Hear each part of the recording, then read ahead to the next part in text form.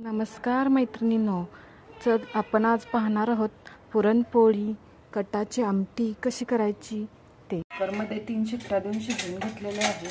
बघा अशा प्रकारे शिजलेले आहे. डाळीतलं पाणी असं काढलेलं आहे, आळणी पाणी कटाची आमटी करण्यासाठी. साहित्य पाहू. सुकलेलं खोबरं थोडं, कोथिंबीर थोडी, थोडासा गूळ, कढीपत्ता, जिरं व 1 कांदा. चव येण्यासाठी थोडीशी चिंचेचं पाणी घालावं. चटणी तुमच्या गरजेनुसार. फोडणीसाठी लसूण, थोडीशी मोहरी, हळद पूड अर्धा चमचा, हिंग, थोडंसं हिंग. पॅन तापलेला आहे, त्यात थोडंसं तेल घालून घेऊ. तेल चांगलं तापलेलं आहे. आता त्यात कांदा घालून घेऊ. कांदा व्यवस्थित तेलात भाजून घेऊ. कांदा व्यवस्थित तांबूसर भाजलेला आहे. तर सुकलेलं खोबरं घालू. त्यात जिरे घालू. थोडं तेलात व्यवस्थित भाजलेलं आहे. तर मिक्सरमध्ये वाटून घेऊ. आमटीसाठी असा मसाला वाटून घेतलेला आहे. व्यवस्थित बारीक वाटून घ्यावा. एक भांडं ठेवलेलं आहे, त्यात थोडंसं तेल घालू. थोडंसं जास्त तेल घातलं तरी चालेल, म्हणजे आमटीला कट भारी येईल. तेल व्यवस्थित तापलेलं आहे. आता त्यात थोडीशी मोहरी टाकू. मोहरी चांगली तडतडली की मग कढीपत्ता टाकू.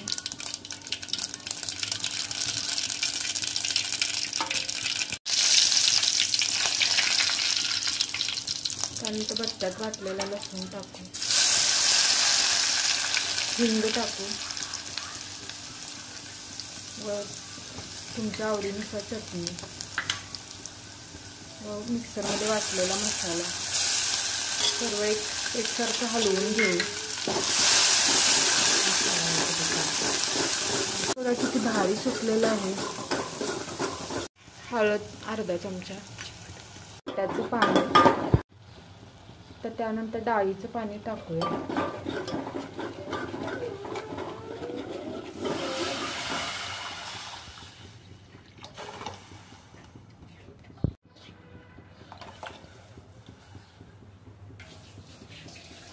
बघा तयार झालेली आहे आपली आमटी.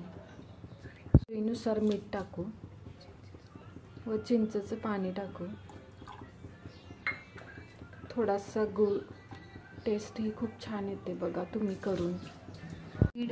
दीड वाटी मैदा घेतलेला आहे. त्यात चिमूटभर हळद घालू.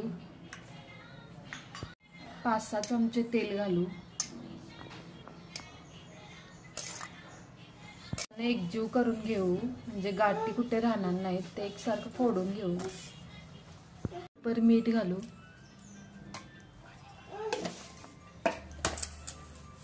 व पाणी घालून व्यवस्थित मळून घेऊ.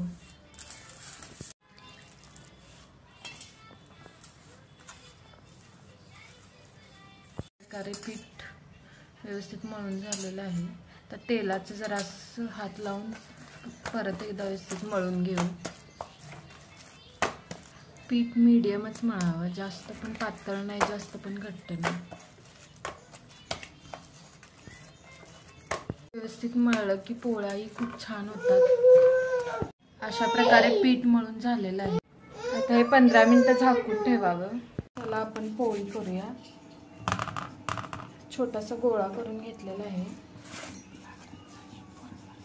तो असं थोडं लाटून घ्यायचा आणि मग त्यात पुरण भरायचं.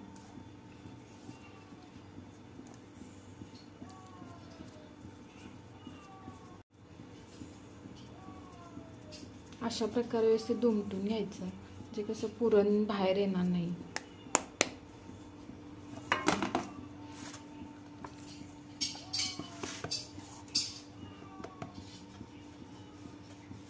व फोल्लावर असं लाटावे.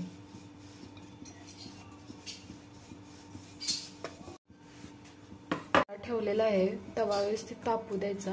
त्यात तेल जरा सोडावं.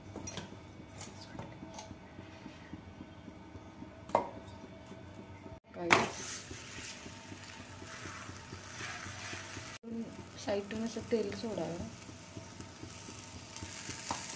बघा अशा प्रकारे.